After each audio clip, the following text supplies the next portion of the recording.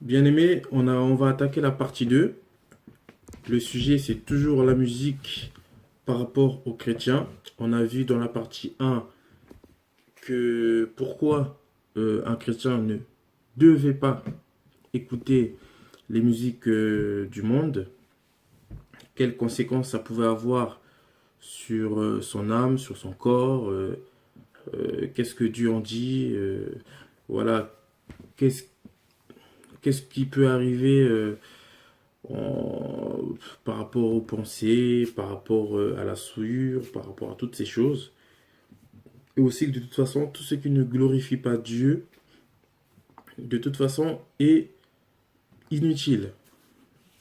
Car la Bible nous dit, je vais rajouter ça, après on va enchaîner sur la deuxième partie, euh, tout est permis, mais tout n'édifie pas. Je veux juste, mais tout n'édifie pas, mais tout n'édifie pas.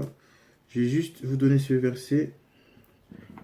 Dans 1 Corinthiens 10, verset 23, nous dit, tout est permis, mais tout n'est pas utile. Tout est permis, mais tout n'édifie pas. Donc voilà, c'est juste pour dire que c'est pas parce que vous pouvez le faire dans le sens où vous avez la possibilité de le faire qu'il vous faut forcément le faire. Voilà, on vit dans un monde, encore une fois, qui nous est hostile. Donc on doit s'abstenir, on doit fuir ces choses, on doit... même si ce sont des choses euh, attirantes, je ne veux pas non plus faire l'hypocrite.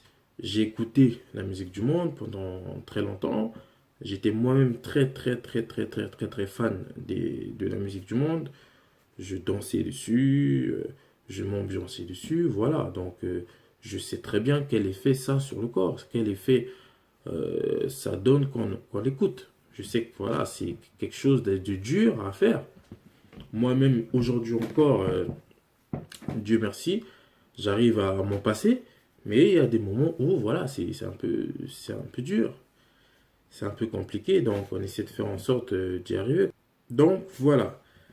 Du coup, on va continuer sur les chantres musiciens de Dieu enfin, qui sont tièdes, donc qui ne glorifient pas réellement Dieu, mais qui se glorifient eux-mêmes, qui glorifient euh, des choses qui ne sont pas forcément en accord avec Dieu. Donc pour cela, on va aller sur YouTube. Du coup, de tout à l'heure, je vous ai parlé d'un certain Moïse Mbié. Voilà, j'ai trouvé la chanson s'appelle Tangonaye. Parce que voilà, tout à l'heure je ne l'avais pas en tête. Pour ceux qui veulent vérifier, il me semble que c'est vers le milieu. Voilà, donc voilà, si vous voulez vérifier. Après, paraît-il que certains entendent au nom de Jésus. Bon, c'est bien que le diable est rusé, le diable est fort. Il arrive vraiment à endormir les gens, à endormir même les sens. Mais voilà, ceux qui ont l'oreille spirituelle entendront et sauront que ce n'est pas du tout de notre Jésus à nous qu'on parle. C'est de tout sauf de Jésus. Donc, on va rester avec ce monsieur. Je vais mettre une autre chanson de lui que j'avais vu, que j'avais préparée. Et on va essayer de regarder quelques minutes de cette chanson. Et on va essayer de décrypter ce qu'on y voit pour voir si c'est vraiment de Dieu ou pas.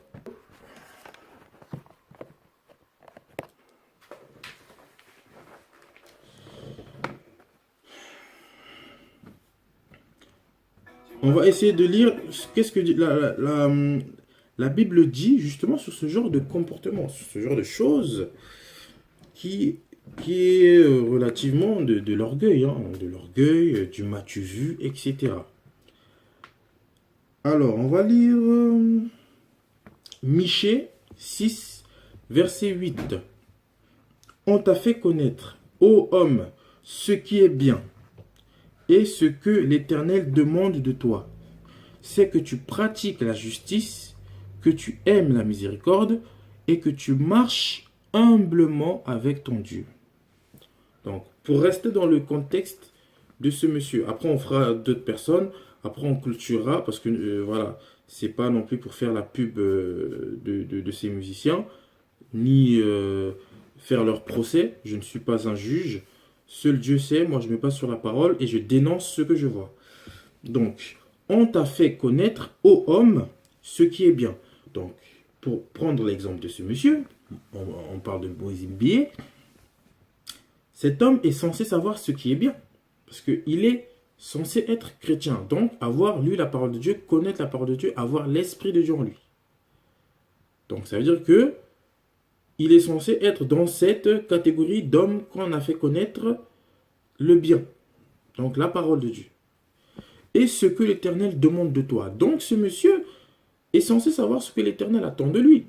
Donc, si vraiment c'était le chant, donc ça veut dire que il devrait voilà, savoir comment faire en sorte que ces chansons, ces clips glorifient uniquement l'Éternel. D'accord. C'est que tu pratiques la justice, que tu aimes la miséricorde et que tu marches humblement. Bon, déjà, ce monsieur ne pratique pas la justice, mais ça, on en reviendra plus tard. Que tu aimes la miséricorde, ça, je ne peux pas parler, je ne connais pas ce monsieur, donc je ne sais pas s'il a la main sur le cœur, si voilà, il pense aux autres ou pas. Mais bon, comme on a dit tout à l'heure, là où il y a un esprit mauvais, souvent, il y a les autres. Voilà, mais après, je ne connais pas ce monsieur, je ne peux pas me permettre de l'accuser d'une chose que je ne sais pas. Quand je dis que je sais qu'il ne pratique pas la justice, ça, je peux vous le démontrer et je le ferai dans 2 secondes. Et que tu marches humblement avec ton Dieu. Là, j'ai même pas besoin de vous démontrer. Vous avez vu vous-même son clip. L'humilité, c'est vraiment se contenter du peu. Se contenter de ce que l'on a besoin. Bon, dites-moi en quoi avoir un yacht est un besoin fondamental pour une personne. Sachant qu'on passe la plupart de notre temps sur la terre, hein? Donc, avoir un yacht qui coûte cher, parce que les chrétiens d'aujourd'hui passent leur temps à être tellement aveuglés, tellement manipulés, qu'ils ne font même plus les recherches nécessaires à leur discernement. Parce que le discernement vient de l'esprit, mais l'esprit, c'est la parole de Dieu. Donc déjà, juste cette recherche dans la parole de Dieu, c'est une recherche déjà. Et puis même la recherche aussi par rapport aux informations. On va voir, on va prendre le yacht. Hein. Le yacht, alors là, c'est le summum. Pour ceux qui connaissent, c'est le gratin. Quand vous êtes riche, si vous avez un yacht, c'est vraiment votre marque de oui, j'ai réussi, c'est bon, je suis arrivé. Parce que vous vous en servez quasiment pas, mais il vous coûte extrêmement cher. Parce que vous avez l'ancrage, là où le yacht, on va dire le parking du yacht, qui coûte super cher, l'entretien qui coûte super cher, le carburant qui coûte super cher, tout coûte cher sur un yacht. Donc ça veut dire qu'une personne qui a un yacht montre que j'ai les moyens de payer pour une chose que j'ai pas besoin. Parce que la plupart du temps, on est en voiture, ou à pied, ou à la maison, ou je ne sais où. Qui vit sur la mer? Personne. Donc, en quoi c'est humble d'avoir un yacht? En quoi c'est humble d'avoir forcément un véhicule de luxe, etc., etc. Je ne dis pas, encore une fois, comprenez-moi, que avoir des bénédictions, c'est mauvais. Bien sûr que le Seigneur peut bénir quelqu'un, voilà, tiens, prends. On a vu dans la Bible beaucoup de gens qui ont été bénis en abondance. Voilà, mais ce n'était pas pour vivre selon ce monde, en fait. En plus, vous savez, vous savez, il y a des choses qui parlent d'elles-mêmes. Si l'Éternel le bénit, tiens mon fils, etc., je te bénis, prends telle somme, achète-toi une voiture, une belle voiture, etc. D'accord. Mais vous allez acheter un cabriolet. Un cabriolet, pour ceux qui ne savent pas, c'est un véhicule principalement 2 places. Donc le véhicule en lui-même est égoïste. Après, bien sûr, vous pouvez avoir 2 places derrière, il me semble. En tout cas, pas plus. 2 places derrière. Des fois, c'est même pas des places, c'est des fausses places, etc. Mais on va dire que principalement, c'est des deux places. Donc, ça veut dire que donc l'Éternel va te bénir, toi, uniquement pour toi. Donc, par exemple, si l'Éternel, ou Dieu ou Jésus, hein, parce que je dis beaucoup l'Éternel, parce que voilà, Dieu, ça veut tout dire en même temps, rien dire, parce que voilà, l'Éternel, il n'y a que Dieu qui est éternel, qui est au-dessus de toute chose.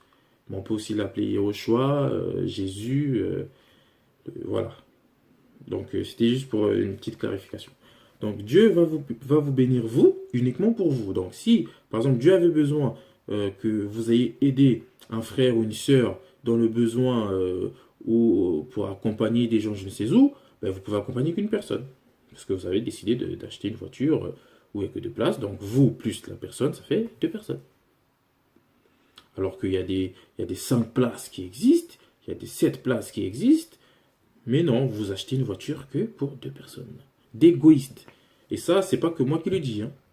Le cabriolet, les coupés, les cabriolets sont connus, même dans le monde, comme des voitures d'égoïstes.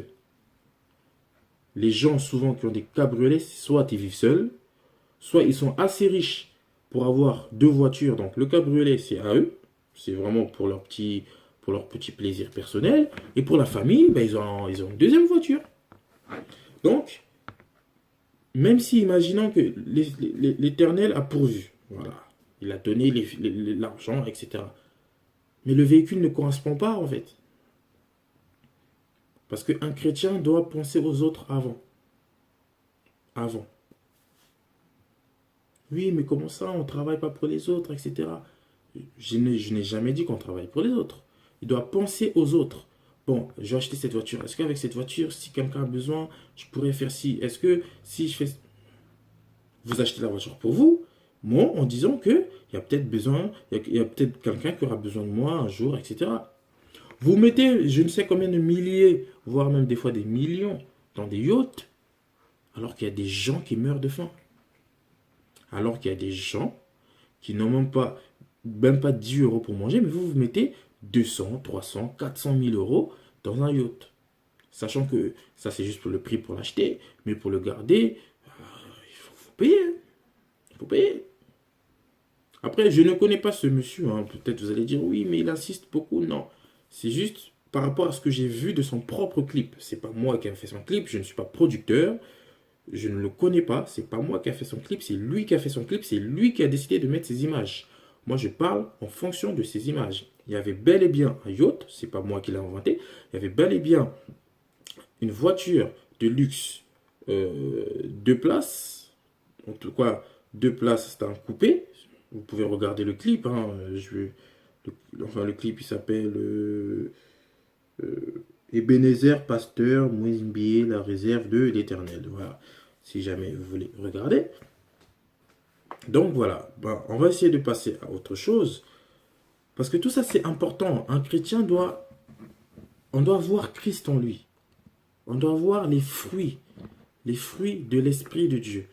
On va essayer de voir c'est quoi les fruits de l'Esprit de Dieu. Parce que on reconnaît un arbre à son fruit. Si l'arbre peut être aussi joli, et ça existe, hein, même dans la nature, moi je connais pas encore, je ne connais pas enfin comment ça s'appelle, les choses des scouts, etc., connaître la forêt par cœur, mais je sais par contre qu'il y a des arbres qui sont très beaux, les fruits sont très beaux aussi, etc. Ça donne une belle illusion, mais si vous touchez, vous mangez ça, vous mourrez tout de suite. Tout de suite, tout de suite, tout de suite. Donc du coup, le fruit est mauvais. C'est bien beau, c'est bien truc. Un arbre, hein. Là, je parle même plus d'un homme. Un bel arbre, etc., bien beau des feuilles, etc., ça donne même envie, mais si vous touchez, c'est toxique. Vous pouvez mourir. Donc, on va lire dans Galates 5, verset 22. Galates 5, verset 22, il dit quoi? Mais le fruit de l'esprit, c'est l'amour, la joie, la patience, la bonté, la bénignité, la fidélité, la douceur, la tempérance. La loi n'est pas contre ces choses. Donc déjà on apprend, il y en a d'autres, il y en a d'autres, mais déjà on apprend que un des tests que vous pouvez faire, si une personne n'est pas patiente, je ne dis pas qu'elle est mauvaise, mais voilà, il y a encore du travail. Si une personne n'a pas l'amour, l'amour du prochain, l'amour de l'autre, l'amour pour sa femme, pour ses enfants, l'amour, quoi. Il y a du travail à faire. Si la personne n'a pas la joie, toujours énervée, toujours à chercher la petite bête, etc., il y a encore du travail. Si une personne n'a pas la paix, encore une fois, la paix et la joie peuvent être associées. Toujours là dans le conflit, toujours torturé, tourmenté, il y a un problème. Si une personne n'est pas fidèle, vous allez vous donner par exemple un rendez-vous, ah t'inquiète, je serai là, tu peux compter sur moi, quand il y a le problème, il n'y a personne. Vous allez vous marier, etc. T'inquiète, t'inquiète. Un mois après le mariage, la personne, fuck, il part. T'inquiète, je serai toujours là, etc. La femme est grossie pour je ne sais quelle raison. Fuck, ça part. Pas de fidélité.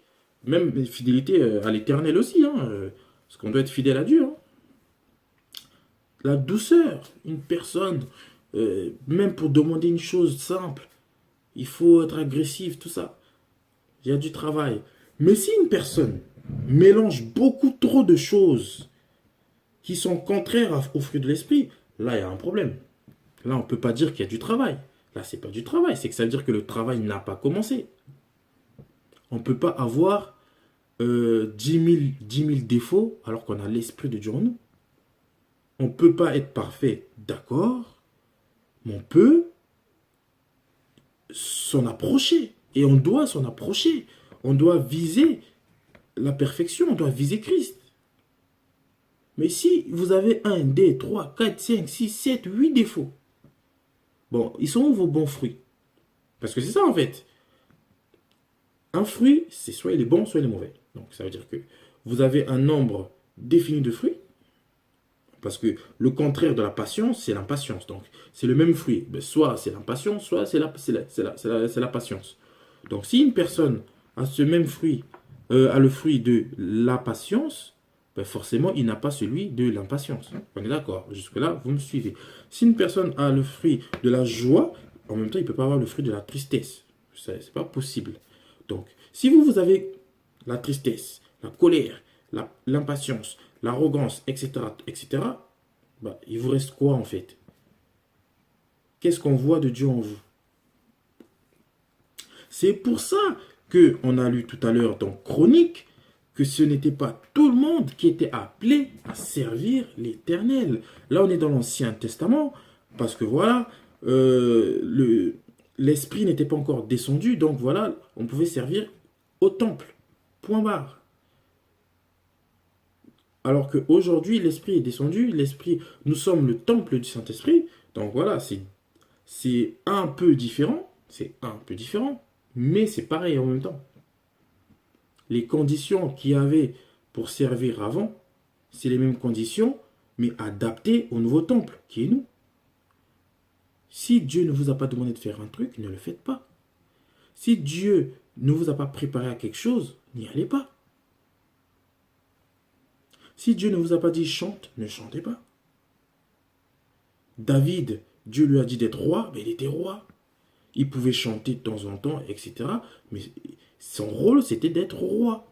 Il ne pouvait pas venir dire, oui, non, moi je suis chantre. Non, tu es roi, c'est tout. Ta place, c'est roi. Un prêtre, c'était un prêtre, c'est tout. Le prêtre ne met jamais la guerre. Je dis, pourquoi faire? C'est pas son rôle. C'est pas son rôle. Et c'est toujours séparé aujourd'hui. C'est pas parce que le temple, maintenant, c'est nous. C'est plus le bâtiment physique. C'est le cœur de l'homme. C'est vraiment cette connexion que nous avons avec Christ par ce qui nous a laissé comme héritage à la croix, le sacrifice qui nous a tous sauvés. Il a pris tous nos péchés pour que nous puissions, renaître de nouveau à travers lui. Mais ça ne veut pas dire pour autant que on peut faire tout et n'importe quoi. On l'a lu tout à l'heure. Tout est permis, mais tout n'est pas utile. Et utile pourquoi? Pour la sanctification. Tout est permis, mais tout n'édifie pas. Donc on ne peut pas se permettre de faire tout et n'importe quoi, surtout avec le nom de Dieu. C'est ça le plus dangereux. Avec le nom de Dieu. On va essayer de prendre un autre exemple. Je vais mettre par exemple, je sais pas moi, je vais mettre musique chrétienne. Musique chrétienne, ça ira plus vite. Là, on a pris un homme, on va essayer de prendre une femme. On va essayer de prendre une femme. Pour toujours essayer de montrer que de tous les côtés, il peut y avoir des problèmes. De tous les côtés. Bon, là, j'ai une femme qui s'appelle Sandra Mbouyi. Sa chanson s'appelle Dis juste un mot. Voilà, extrait de l'album Tuer. Bon, bref, on va juste voir le clip. Et on va essayer de voir si... On va essayer de faire l'exercice. Attendez, juste mettre pause. Attendez. On va essayer de faire l'exercice pour essayer de voir, bon, quelle chanson est de Dieu véritablement ou pas. Parce que le but de cette vidéo, c'est vraiment d'aider les frères et sœurs à ne pas chanter n'importe quelle chanson et se retrouver avec des péchés sans le faire exprès. Parce qu'on l'a vu tout à l'heure, ce qui rentre dans la bouche ne souille pas, mais ce qui en sort souille. Donc ça veut dire qu'en répétant ces paroles de ces chansons, de ces soi-disant chantres de Dieu, mais qui en fait ne glorifient pas Dieu, ben vous aussi en fait vous ne glorifiez pas Dieu. Donc voilà, on va essayer de voir si cette dame qui s'appelle Sandra Mbouyi, ben elle est vraiment dans la glorification de l'Éternel. Déjà on voit qu'il y a un petit problème. Cette femme, qui est donc une femme, est habillée d'une manière assez problématique. Vous me direz, mais elle a mis un t-shirt normal, on voit pas ses seins, on voit pas... voilà, elle a mis un jean, elle a pas mis je ne sais quoi. D'accord, sauf que, expliquez-moi, le but de mettre un jean pour soi-disant cacher les formes de la femme, à quoi il sert si ce jean, ce même jean, est aussi moulant que la chair, est une deuxième peau? Ça sert strictement à rien. Sachant qu'en plus, elle met un haut qui ne cache pas l'arrière. Vous me direz, oui, mais on ne voit pas son arrière. Mais bon, le caméraman, il suffit que ça soit un homme. Ben, voilà, il est sur le plateau, il voit. Le producteur, les gens autour. Donc, voilà, c'était juste la première image. Hein. Après, ceux qui sont d'accord sont d'accord. Ceux qui ne sont pas d'accord sont pas d'accord. De toute façon, il y en a qui aiment les choses du monde et qui se montent à eux-mêmes. Ah non, moi j'aime Dieu. Celui qui aime vraiment Dieu sera d'accord avec moi. On va continuer.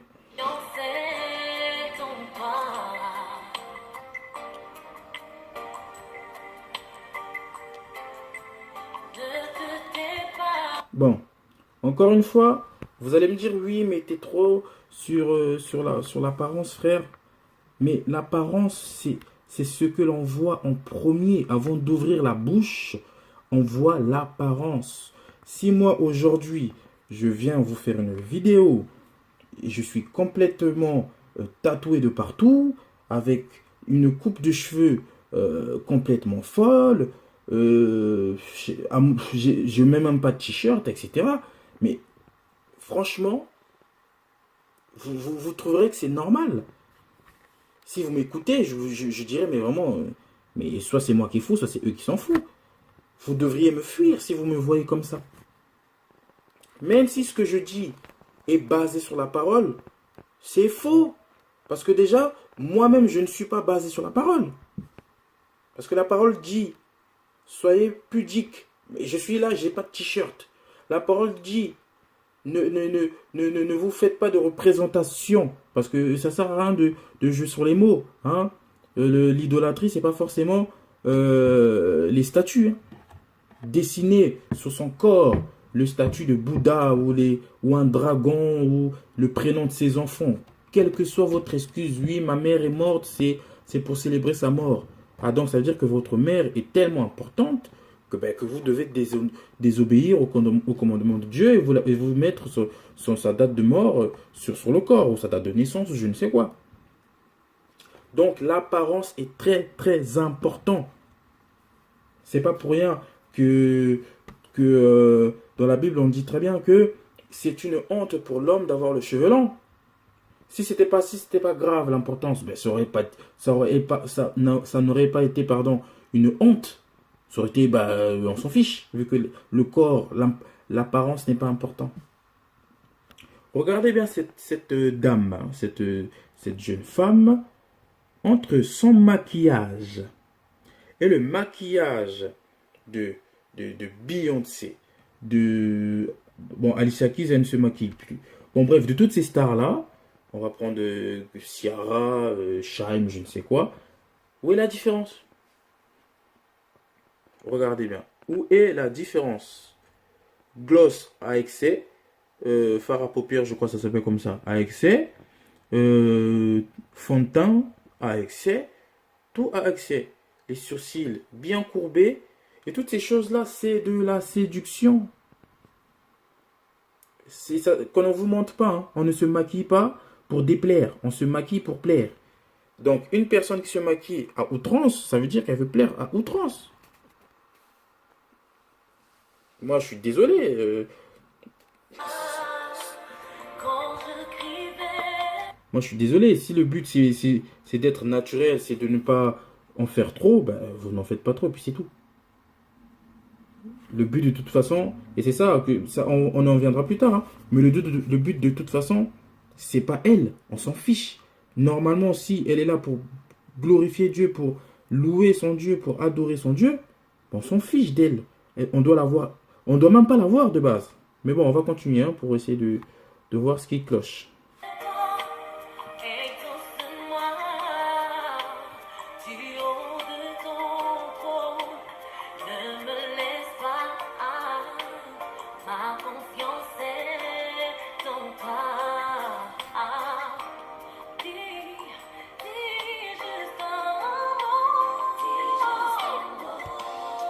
Et là, la métamorphose.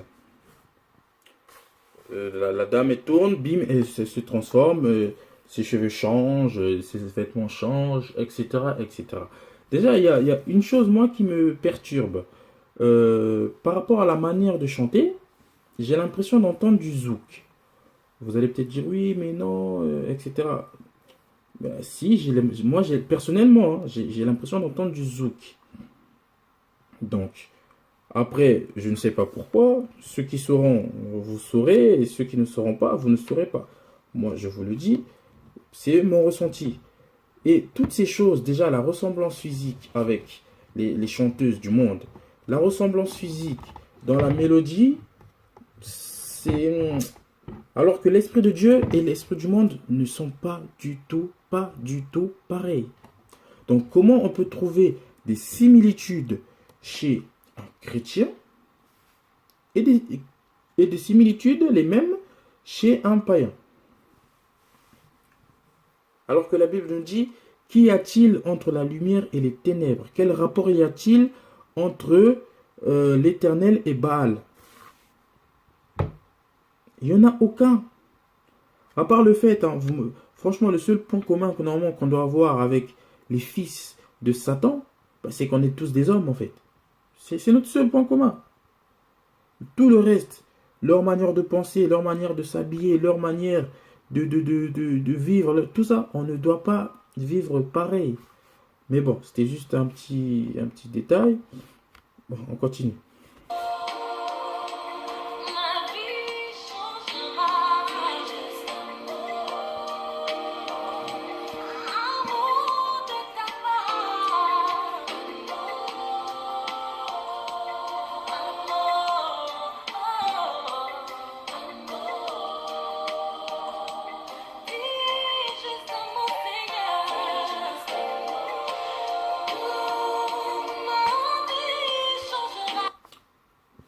Bon, et là, encore une fois, c'est toujours beau, c'est toujours bien fait, etc., etc.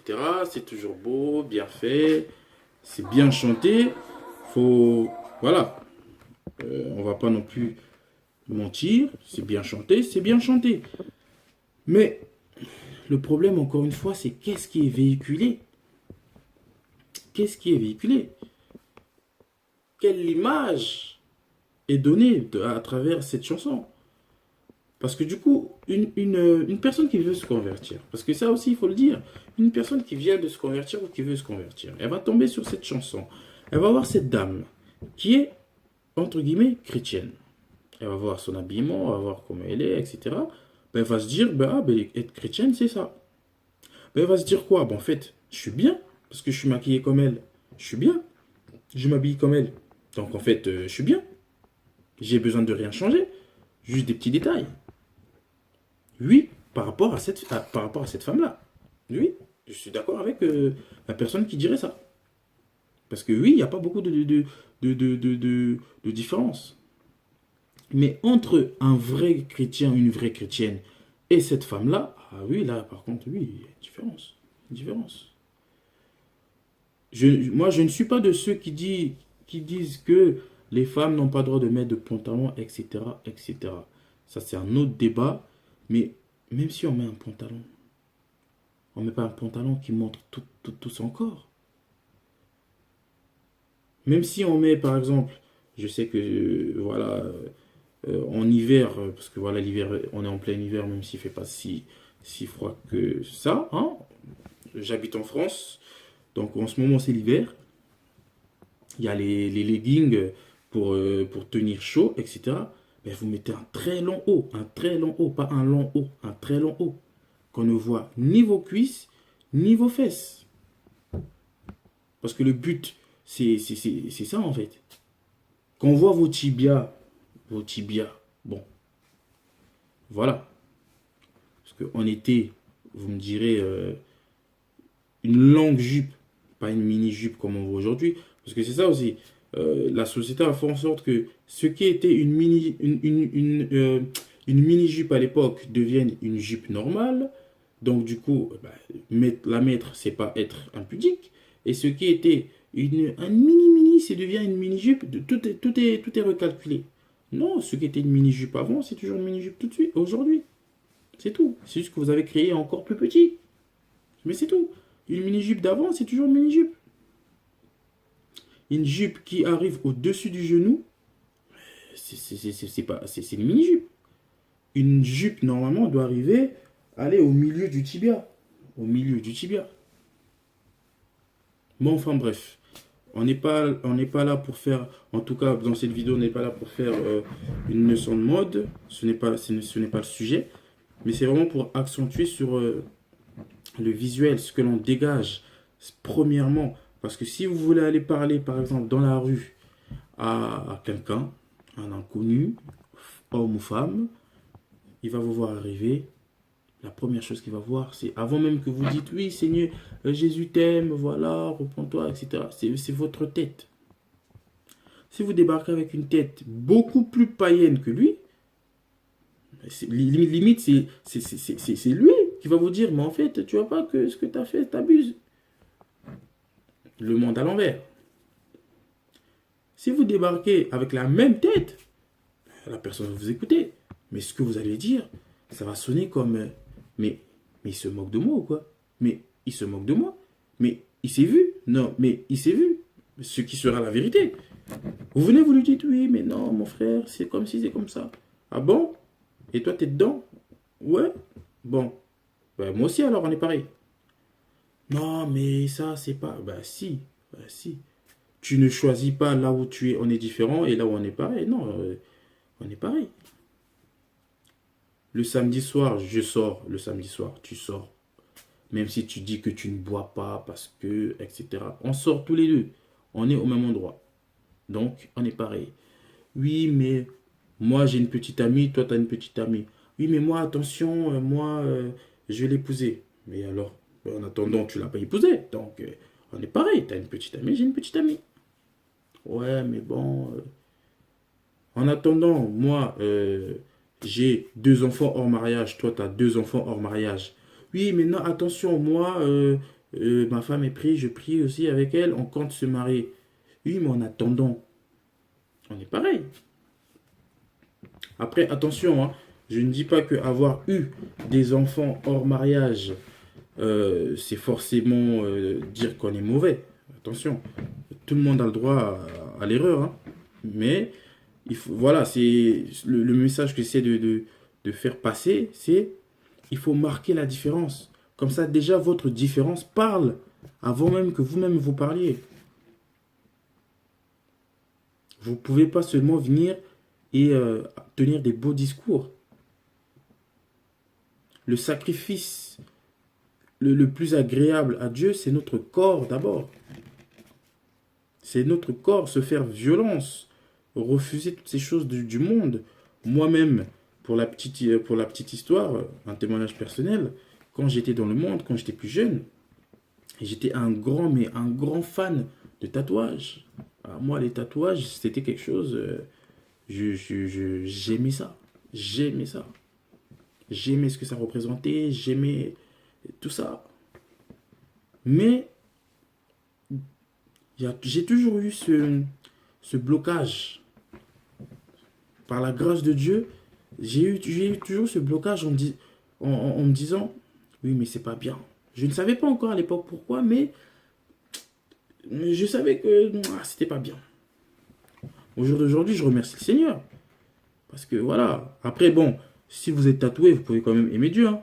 Mais voilà, c'est plus compliqué, quoi. Parce il faut faire beaucoup plus d'efforts pour, pour, euh, pour faire comprendre à une personne. Parce que du coup, la personne aura des a priori. Elle va se dire, mais attends, mais lui-même. Parce que la personne n'est pas censée savoir votre trajet, votre parcours, ce que vous avez fait, comment ça se fait que la personne ne sait pas. Elle va voir, vous arrivez, vous êtes tatoué de la tête aux pieds, teinture, piercing, etc. Je vais dire, mais lui, c'est un comédien. Mais moi qui ne prie pas, j'ai pas ça. Donc, déjà, mets-toi déjà à mon niveau de moi qui ne prie pas. Après, on pourra discuter. Et cette personne aura totalement raison. Donc là, déjà, on a vu que il y a, par rapport au physique, qu'on peut reconnaître un vrai chantre de Dieu ou pas, mais aussi par rapport aux paroles. Parce que, on a entendu tout à l'heure, les paroles, elles étaient belles, etc., bien chantées. Mais est-ce que vous ressentez l'esprit de Dieu? C'est ça aussi. Parce que c'est facile de faire des beaux discours. Il y a des gens, ils sont très éloquents, ils sont très inspirés, etc. Parce qu'on va essayer de revenir un peu dans la parole. Donc tout à l'heure, je vous ai dit que les chantres dans l'Ancien Testament, c'était les Lévites. Je vais vous lire un petit passage qui n'est pas de la Bible, mais qui est d'un site qui parle de la Bible, qui s'appelle bibliquest.net. Ça parle de l'ordre des Lévites, etc., etc. Nous, on va se concentrer sur les chantres. Donc, je vais vous lire ça. Donc, chaque matin et de même chaque soir, les Lévites devaient se tenir là afin de célébrer et de louer l'Éternel. Tant que l'arche voyageait à travers le désert, le peuple ne chantait pas. Mais depuis que l'arche fut en repos, 1 Chronique 6, verset 31, David institue le chant et remet à Asaph le premier psaume pour célébrer l'Éternel. Bon, là déjà, pour confirmer ce que je vous ai dit tout à l'heure, que le chant était une prière, on voit bien que David remet à Asaph le premier psaume. Le psaume, vous connaissez tous le chapitre de psaume dans la Bible. Voilà, psaume, c'est en lien avec Dieu lui-même. Vu que ça fait partie de la parole de Dieu. La Bible est la parole de Dieu. Et on sait que la parole de Dieu est Dieu lui-même. Donc en fait, c'est une prière. Quand je disais que le chant est sacré, c'est parce que on communique avec Dieu. On est en communion avec Dieu par le chant. Parce qu'en fait, qu'est-ce que c'est que le chant? C'est parler mais d'une manière mélodieuse, d'une manière un peu rythmée, poétique, etc. C'est pas forcément des tambourins, forcément des guitares, etc. comme on voit aujourd'hui. Ça peut être accompagné. On l'a lu tout à l'heure. On l'a lu tout à l'heure. Il prophétisait au son de la harpe, des luttes, etc. Donc ça peut être accompagné, mais c'est un accompagnement. C'est pas le gros, c'est un accompagnement. Le cœur de la chose, c'est la parole. On va continuer. Chanter est le privilège et la joie des rachetés. Chanter souvent, louer incessamment. Psaume 84, verset 4. Chanter dans l'assemblée, mais chanter aussi dans la famille. Chanter quand on est joyeux, mais chanter aussi quand le fardeau semble lourd et que la maladie vous arrête. Là, en gros, on peut très très facilement voir que si on remplace chanter par prier, ça marche bien. Donc, je vais recommencer avec le mot prier. Prier dans l'assemblée, ce qui est tout à fait normal, mais prier aussi dans la famille. Encore une fois, c'est normal. Prier quand on est joyeux, pour remercier le Seigneur par exemple, mais prier aussi quand le fardeau semble lourd et que la maladie vous arrête. Donc vous voyez que si vous remplacez chanter par prier, ça correspond. Parce que c'est juste une autre forme de prière. Voilà. Donc, chanter aux malades pour les encourager. Donc, prier pour les malades pour les encourager. Chanter comme témoignage lorsque l'évangile est annoncé.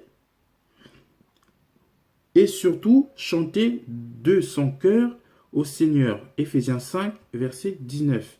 Comme aussi nous enseignons et nous exhortons les uns les autres par des psaumes, des hymnes et des cantiques spirituels. Colossiens 3, verset 16. À la fin, on voit bien le lien direct, le rapport direct entre prière et chant. Comme aussi nous enseignons et exhortons. Donc, c'est-à-dire que là, on voit bien, c'est tout comme un enseignement et une exhortation. Parce qu'une chanson véritable, elle vient de la prière. Donc, forcément, on ne dit pas n'importe quoi. C'est pas des paroles pour faire joli. Non, c'est une prière. Encore une fois, c'est sacré. Parce que c'est du domaine de Dieu. On ne prie pas à un homme. En tout cas, personnellement, moi, je ne prie pas à un homme. Si je prie, c'est à mon Seigneur Receveur, à l'Éternel, à Christ, voilà, à Yahvé. Donc forcément, c'est sacré. Forcément, ça a une autre dimension. Donc ça, c'était juste pour essayer d'introduire que les paroles sont beaucoup plus importantes que la mélodie qui va autour. Donc si par exemple, vous écoutez une chanson de je ne sais qui, je ne vais pas prendre d'exemple parce que voilà, je ne connais pas trop les chansons qui se font en ce moment au niveau chrétien. Vous prenez les paroles de n'importe qui, je vous conseille moi personnellement de faire une première écoute à blanc. Donc ça veut dire que vous écoutez vraiment que les paroles. Vous vous concentrez que sur les paroles. Chaque mot, etc., etc. Parce que oui, il faut être très, très, très, très, très, très pointilleux. Si dans 4 minutes de chanson, de la première minute à la troisième, tout va bien, mais si à la troisième et 1 seconde, ils disent quelque chose qui n'est pas en lien avec la parole de Dieu, problème. Comme j'ai dit tout à l'heure, on est chrétien H24, 7 jours sur 7. Donc, comme pour la chanson, c'est pareil. C'est une chanson chrétienne. Si ça dure 4 minutes, pendant 4 minutes. C'est pas pendant 3 minutes et 50 secondes. Et les 10 dernières secondes, on en profite pour glisser quelque chose. C'est-à-dire que tout le reste est mauvais. Même si c'était beau, même si c'était biblique. Parce que le diable connaît la Bible. Vous ne croyez pas que parce qu'on parle de la Bible que ça y est, c'est de Dieu. Le diable connaît la Bible. Quand il a tenté Jésus sur la montagne, il ne parlait pas du livre du code. Il ne lui parlait pas d'un dictionnaire. Il lui parlait de la Bible. L'Éternel a dit si. Et Jésus lui répondait aussi par rapport à la parole de Dieu. jette-toi du haut de la falaise, il enverra ses anges pour te porter, etc. Mais c'était écrit ça. Donc, il connaît très bien la Bible. Donc, ça ne le dérange en rien de placer des mots, des versets bibliques de ci, de là, de gauche à droite. Les faux pasteurs, ils parlent de quoi? Ils parlent pas du Coran, ils parlent pas de je ne sais quel livre, ils parlent de la Bible. Pourtant, ce sont des faux pasteurs, pourtant, ce sont des escrocs, pourtant, ce sont des violeurs, pourtant, ce sont de tout plein de choses. Mais ils parlent de Dieu, ils parlent de la Bible. Donc, utiliser le nom de Dieu ne fait pas n'est pas une, comment on appelle ça, une sécurité. Entendre le nom de Dieu n'est pas une sécurité. Même ressembler à un vrai chrétien n'est pas une sécurité. Parce que de toute façon, un vrai chrétien n'a pas, comment on a dit, on peut pas reconnaître, on peut pas reconnaître un vrai chrétien juste avec ses vêtements, mais on peut reconnaître un faux chrétien juste avec ses vêtements. Je sais que c'est un peu compliqué, mais les vêtements ne peuvent pas vous servir à être sûr que quelqu'un est un vrai chrétien, mais ils peuvent vous servir à être sûr que quelqu'un n'est pas un vrai chrétien. Ça marche dans l'autre sens, mais ça ne marche pas pour certifier, parce que ça ne suffit pas. Il faut un chrétien est spirituel, donc le physique, c'est une étape juste pour parce que voilà, déjà premièrement, si vous n'appliquez pas la parole de Dieu à votre corps, ben, ça sert à rien d'aller chercher au dedans. Ben, déjà si dehors c'est pourri, ben, dedans. Donc voilà, c'était vraiment pour vous montrer que le vêtement est une aide, mais pas une sécurité. Encore une fois, tout ce que j'essaie de vous transmettre, de vous partager, c'est pour avoir le moins de doutes possible. Mais après, la seule solution, c'est la parole de Dieu. Hein. Si déjà vous écoutez, enfin vous suivez un artiste chrétien, si le clip déjà est mauvais, ben voilà, c'est bon, vous avez votre réponse. Si après le clip il est bien, bon, vous écoutez les paroles. Bon, les paroles, bon, il n'y a rien qui cloche, ok. Mais s'il y a quelque chose qui cloche, vous avez votre réponse, vous arrêtez là. Mais si les paroles, il n'y a rien qui cloche, etc., bah, vous voyez que, ah, scandale, oh, on l'a attrapé là-bas, oh, ah, scandale, ah, oh, comment ça, scandale, etc. C'est ça aussi. Parce que l'apparence peut être sauvée, les mots peuvent être sauvés, mais le fruit, bah, il fait toujours son travail, hein, d'une manière ou d'une autre. Comme je le disais tout à l'heure, un arbre à poison, il peut être beau. C'est pas forcément avec des épines, etc. C'est parce que c'est sûr que s'il y a des épines, ben vous n'allez pas y aller, vous n'êtes pas suicidaire. Je dis, ben, il y a des épines. Mais s'il n'y a pas d'épines, ben, forcément, vous dites, bon, peut-être que. Donc vous allez les vérifier. Première étape, oh, ben c'est bon. Vous allez enlever la peau, oh, ben, ça a l'air bon. Mais quand vous mangez, vous voyez que c'est pas bon. Vous recrachez tout de suite, ben c'est pareil. Une fois qu'il y a un problème, on recrache tout de suite, donc on arrête avec ce monsieur ou avec cette dame, cette chanteuse ou ces chanteurs, et on vérifie. Bon, est-ce qu'il a fait exprès, est-ce qu'il n'a pas fait exprès, est-ce qu'il s'est repenti, est-ce qu'il ne s'est pas repenti, est-ce qu'il a fait un communiqué derrière pour expliquer, voilà, nanana. S'il a fait un communiqué, l'erreur est humaine, pardon, donc voilà. Donc déjà on se dit, déjà une personne qui reconnaît ses torts, déjà c'est un bon signe. Parce que on se dit que, ah, déjà il est humble, il s'humilie devant l'Éternel, il dit, bon, c'est vrai que j'ai fait une erreur, pardonnez-moi, etc. Il reconnaît. C'est bon signe déjà. Mais une personne qui s'entête, qui ment, qui essaie de... Non, non. Moi, sur YouTube, par exemple, je vais vous montrer tout à l'heure, quand je vais glorifier Dieu en musique, ou par exemple je vais faire mon ménage, ou je vais faire la cuisine, j'ai envie de, voilà, de mettre une chanson, voilà, qui glorifie Dieu, bah, j'essaie de chercher des chansons où déjà, premièrement, il n'y a pas de photos, il n'y a pas d'image, hein, parce que je ne suis pas là pour écouter tel ou tel homme, j'ai pas besoin de savoir que tel ou tel homme a chanté cette chanson, telle ou telle femme a chanté cette chanson, je m'en fiche complètement. Moi, c'est la chanson qui m'intéresse et mon Dieu, c'est tout. J'ai pas besoin de connaître son nom, parce que, bon, que je connaisse son nom ou pas, qu'est-ce que ça va m'apporter? Rien du tout.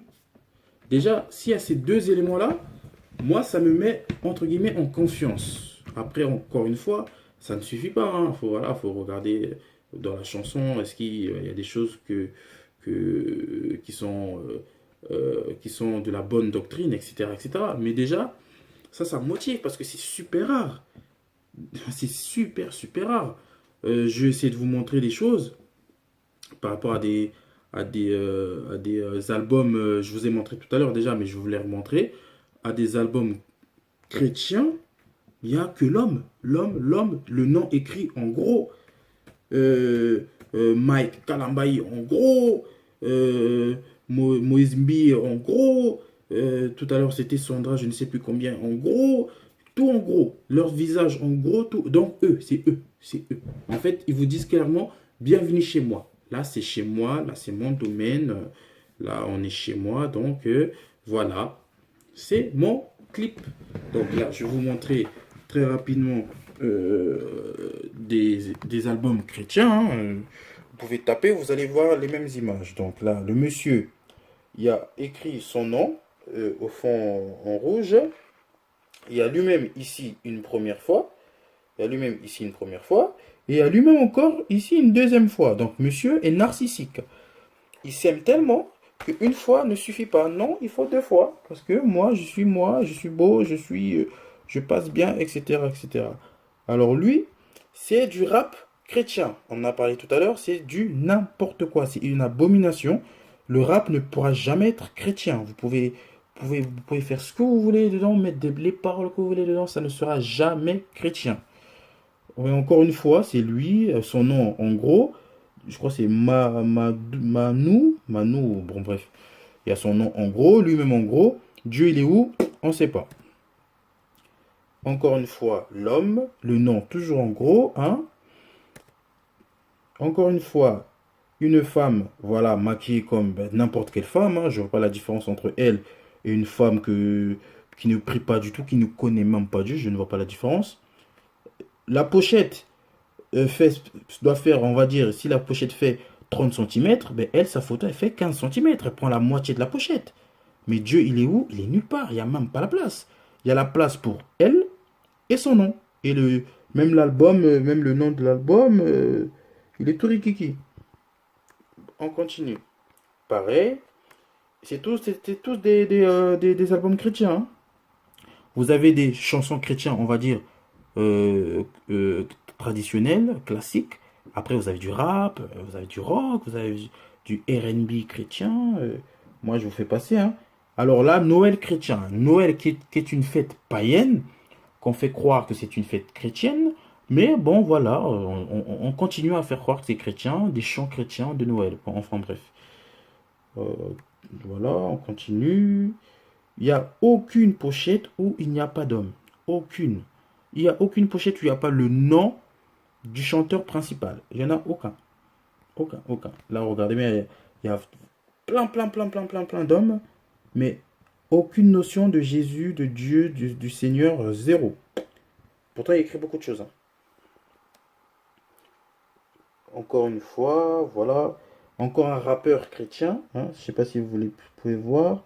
Ah non, c'est peut-être... je ne sais pas si vous verrez, c'est peut-être à l'envers. Mais là, vous voyez, à l'envers, il écrit du rap chrétien. Mais de toute façon, vous voyez sa tête, sa dégaine, sans manquer de respect à ce monsieur. Hein. Ce n'est pas du tout une insulte. Mais voilà, il a une apparence de gangsta, de casquette à l'envers.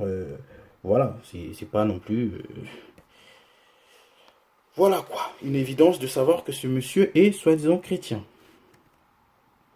Voilà, après on pourrait continuer comme ça pendant longtemps. Hein. On pourrait continuer comme ça pendant longtemps. Donc, des chrétiens qui ne sont pas du tout vraisemblablement chrétiens. Donc, on va finir là-dessus aujourd'hui. En tout cas, moi, j'espère que ça vous aura aidé un peu parce que la musique, c'est très compliqué. Autant les musiques païennes qui polluent, autant les fausses musiques chrétiennes qui polluent aussi. Donc, on pourrait croire que se réfugier dans la musique chrétienne nous épargnerait des maux, mais malheureusement non, parce que autant il y a des faux pasteurs, autant il y a des faux chantres de Dieu, autant il y a des faux prophètes, autant il y a des faux tout. Il faut faire attention à tout. Et surtout dans la musique, parce qu'on a vu que la musique, c'est le domaine de prédilection du diable. Là, en tout cas, l'un des domaines de prédilection du diable. ils maîtrisent la musique comme pas possible, que vous ne pouvez même pas vous imaginer. Vous pouvez essayer, vous, de réfléchir. Oui, mais là, je vois pas où est Satan, mais quand même, la chanson, elle est belle, etc. Oui, mais ça, c'est selon votre intelligence. Vous ne pouvez pas contrer une intelligence qui vous dépasse en réfléchissant par vous-même. C'est pour ça que les vrais enfants de Dieu cèdent de leur père. Ils posent la question à leur père parce que leur père, lui, a l'intelligence qui dépasse celle de Satan. Sinon, on est perdu. Et voilà, donc pour récapituler, hein, on va essayer de faire un petit récapitulatif. Donc déjà, la musique du monde à bannir parce que voilà, autant visuellement que auditivement, ça souille, ça pollue, ça ramène des mauvais esprits, voilà, des pensées, c'est centré que sur le sexe, l'argent, la drogue, la violence. Donc là, de toute façon, il n'y a même pas besoin de réfléchir, il n'y a même pas besoin de faire une étude en profondeur. Ensuite, sur les musiques, je dirais tièdes, qui circulent malheureusement le plus, vous avez sur 100% de musique chrétienne, vous devez en avoir les 95% qui est pourri, mais pourri de chez pourri. Il y en a qui sont plus pourris que d'autres.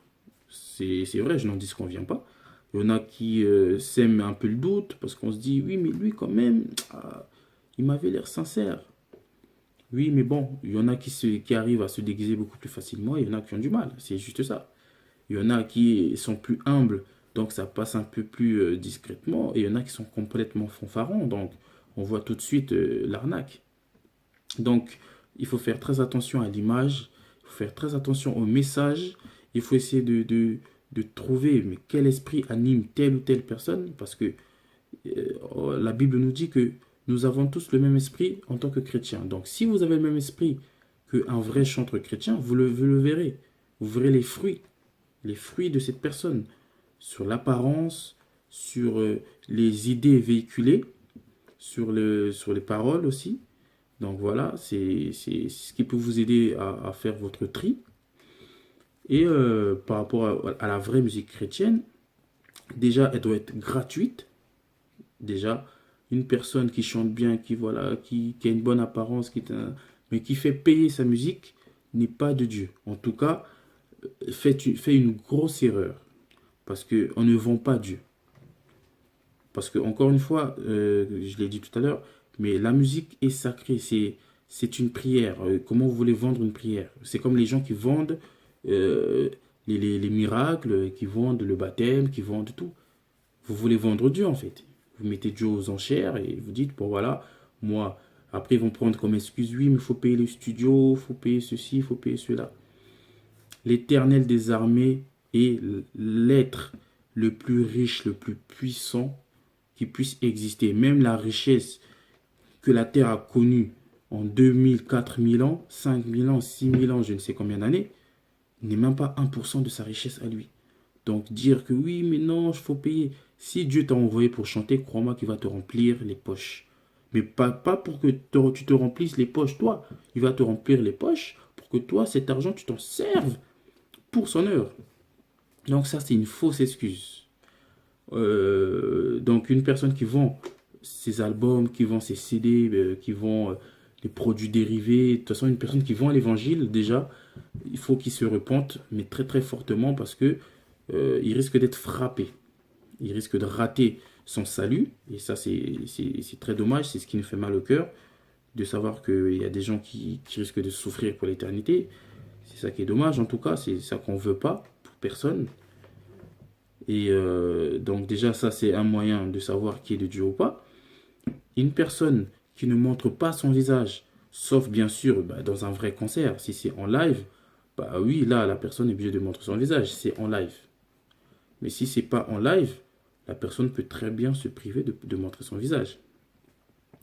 Donc la personne qui ne met pas forcément son nom, il n'y a pas besoin de voir le nom de la personne pour quelle raison. La chanson est censée être à la gloire de Dieu. Donc s'il y a un nom à mettre, c'est celui de Dieu. S'il y a quelqu'un à mettre en avant, c'est Dieu lui-même. Donc voilà, c'est des petits détails, c'est des petites aides qui peuvent vous servir vraiment à faire le tri, à faire le pour et le contre, si je puis dire. de tout ça, de trouver les imposteurs, hein, parce qu'on doit les trouver, parce que malheureusement, si on se trompe, si on écoute une mauvaise personne, ben, c'est comme si on tolérait son affront à l'Éternel. En tout cas, ça m'a moi-même aussi fortifié, parce que voilà, quand je partage avec vous, ça me fortifie moi-même, parce que voilà, je fais des recherches, je lis, voilà, c'est pour moi aussi, ce que je vous dis, c'est valable pour moi aussi, hein. Je suis un fils comme vous êtes un fils aussi, une fille. Voilà, j'apprends. Mon père qui est dans les cieux, il me donne au jour le jour, il m'éduque, etc. Voilà, nous sommes tous sur le même chemin pour aller vers notre Père.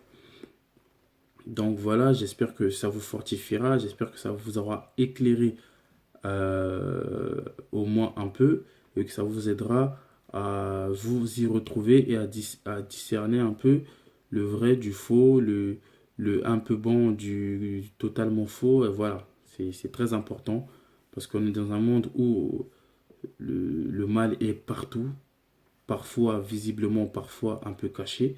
Il faut savoir le trouver pour s'enfuir, pour ne pas y mettre les pieds.